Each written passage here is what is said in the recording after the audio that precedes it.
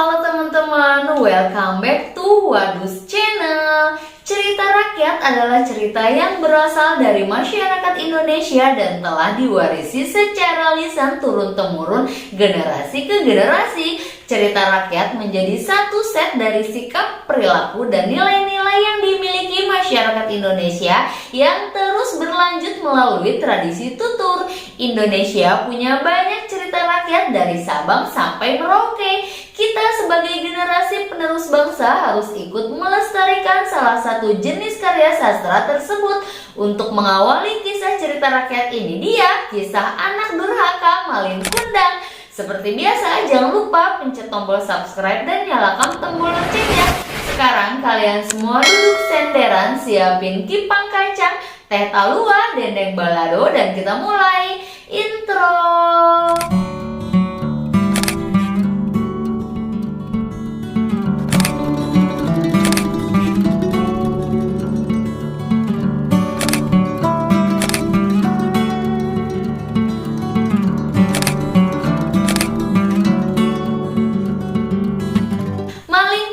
Adalah cerita rakyat yang berasal dari Provinsi Sumatera Barat. Legenda Malin Kundang berkisah tentang seorang anak yang durhaka pada ibunya dan karena itu dikutuk menjadi batu. Legenda Malin Kundang telah memberi inspirasi bagi sebuah karya seni di pantai air manis. Karya itu berbentuk pecahan kapal dan seseorang yang disebutkan sebagai Malin Kundang dalam posisi tertelungkup di pesisir pantai air manis Kota Padang. Bongkahan batu menggambarkan akhir hidup tokoh Malin Kundang, saudagar yang saat kedatangannya ke kampung halaman mendapat kutukan karena menolak mengakui ibundanya. Keberadaan batu Malin Kundang telah mempopulerkan pantai air manis, tempat latar legenda sebagai salah satu daya tarik wisata di Kota Padang.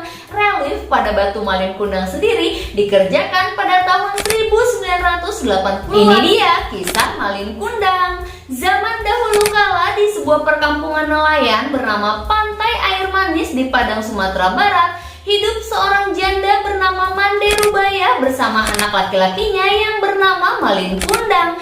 Mande Rubaya sangat menyayangi dan memanjakan Malin Kundang. Malin kemudian tumbuh menjadi seorang anak yang rajin dan penurut. Ketika Mande Rubaya menginjak tua, ia hanya mampu bekerja sebagai penjual kue untuk mencukupi kebutuhan dirinya dan anak sematawayangnya. Suatu hari Malin Kundang jatuh sakit sehingga nyawanya hampir melayang.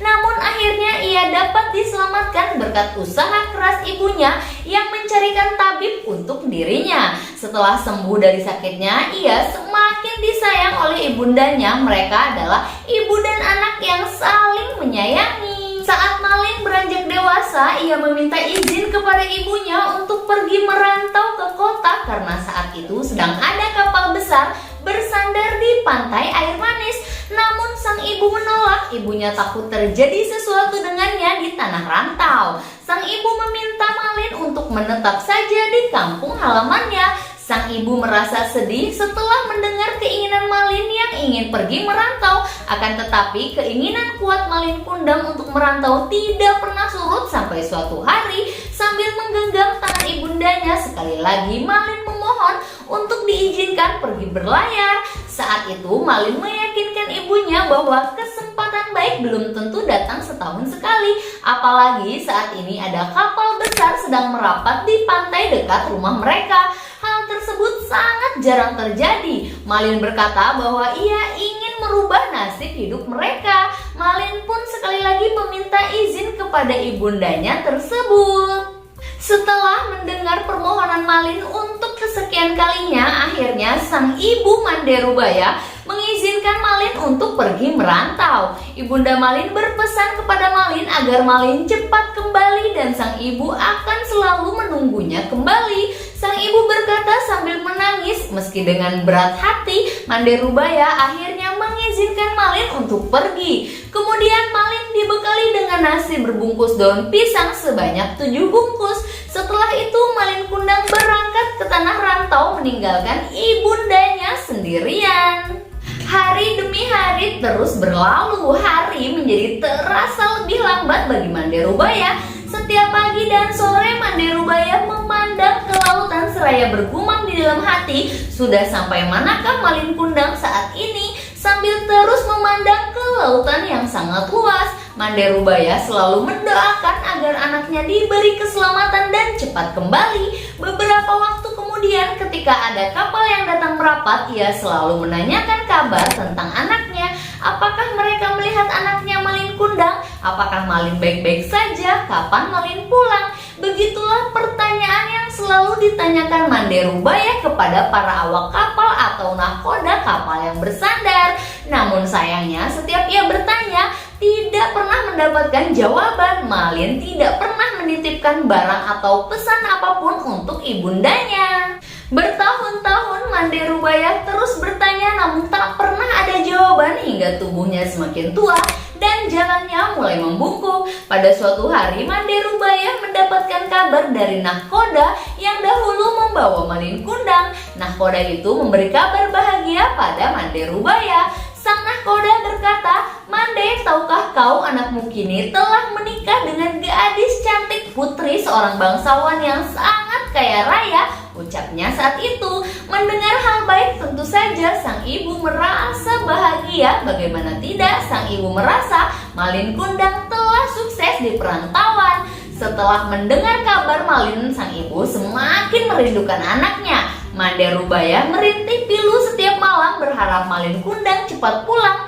Ia yakin bahwa suatu saat anaknya pasti datang. Benar saja, tak lama kemudian di suatu hari yang cerah, dari kejauhan tampak sebuah kapal yang megah dan indah berlayar menuju pantai air manis.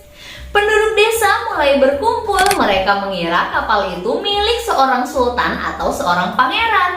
Mereka menyambutnya dengan penuh gembira. Mande Rubaya amat senang mendengar hal itu. Ia selalu berdoa agar anaknya selamat dan segera kembali menjenguknya. Sinar keceriaan mulai menghampiri dirinya. Ketika kapal itu mulai merapat, terlihat sepasang anak muda berdiri di anjungan kapal. Pakaian mereka berkilauan terkena sinar matahari. Wajah mereka cerah dihiasi senyum karena bahagia disambut dengan meriah oleh penduduk setempat. Mande Rubaya juga ikut berdesakan mendekati kapal. Jantungnya berdebar keras saat melihat lelaki muda yang berada di kapal itu. Ia sangat yakin sekali bahwa lelaki muda itu adalah anaknya Malin Kundang. Belum sempat para sesepuh kampung menyambutnya, ibu Malin terlebih dahulu menghampiri Malin. Ia langsung memeluknya dengan erat karena rasa rindu yang teramat sangat kepada anak kesayangannya tersebut. "Malin anakku, kau benar anakku kan?" katanya menahan isak tangis karena gembira. "Mengapa begitu lamanya kau tidak memberi kabar?" Namun yang terjadi justru Malin menolak pelukan ibunya dan tidak mengakui Mande Rubaya sebagai ibundanya. Mande Rubaya tidak percaya akan perilaku anaknya. Ia jatuh terduduk sambil berkata, "Malin, Malin anakku, aku ini adalah ibumu. Mengapa kau jadi seperti ini, nak?" Malin Kundang tidak memperdulikan perkataan ibunya. Dia tidak mengakui ibundanya. Ia malu kepada istrinya melihat perempuan itu bersujud hendak memeluk kakinya. Malin menendangnya sambil berkata, "Hai perempuan gila, ibuku tidak seperti engkau, miskin dan kotor." Perempuan itu terkapar di pasir dan menangis sakit hati. Orang-orang yang melihatnya ikut terpana dan kemudian pulang ke rumah masing-masing. Mande Rubaya pingsan dan terbaring sendirian. Ketika ia sadar, pantai air manis sudah sangat sepi. Dilihatnya kapal Malin semakin menjauh. Ia tak menyangka Malin yang dulu disayanginya tega berbuat demikian. Hatinya perih dan sakit, lalu tangannya diangkat ke langit. Ia kemudian berdoa dengan hatinya yang pilu, "Ya Tuhan, kalau memang dia bukan anakku, aku memaafkan perbuatannya. Tapi kalau memang dia benar anakku yang bernama Malin Kundang, aku mohon keadilanmu ya Tuhan," ucapnya pilu sambil menangis. Tak lama kemudian cuaca di tengah laut yang tadinya cerah mendadak berubah menjadi gelap. Hujan tiba-tiba turun dengan teramat lebatnya. Tiba-tiba datanglah badai besar menghantam kapal Malin Kundang. Lalu sambaran petir yang menggelegar. Saat itu juga kapal hancur berkeping-keping. Kemudian terbawa ombak hingga ke pantai. Esoknya saat matahari pagi muncul di ufuk timur, badai telah reda. Di pinggir pantai terlihat melihat kepingan kapal yang telah menjadi batu.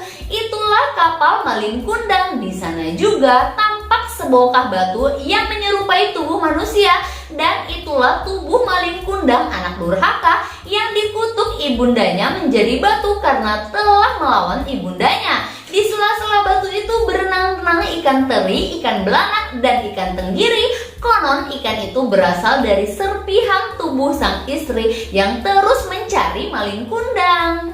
Baiklah, itulah tadi kisah anak durhaka Malin Kundang. Kisah legenda Malin Kundang memiliki pesan yang dapat dijadikan pelajaran hidup, yaitu sayangi kedua orang tua saat susah dan senang, serta jangan pernah melupakan jasa orang tua yang telah menyayangi dan mendidik kita dari kecil. Semoga kita selalu diberi kesehatan agar bisa memuliakan dan menyayangi orang tua kita serta membalas semua jasa mereka. Anyway, cara termudah menyayangi orang tua adalah mendoakan orang tua kita setiap hari, berdoa agar mereka selalu sehat dan diberi umur panjang. Amin. Selesai. Kalau gitu jangan lupa subscribe dan nyalakan tombol loncengnya supaya kalian gak ketinggalan video-video seru wadus lainnya.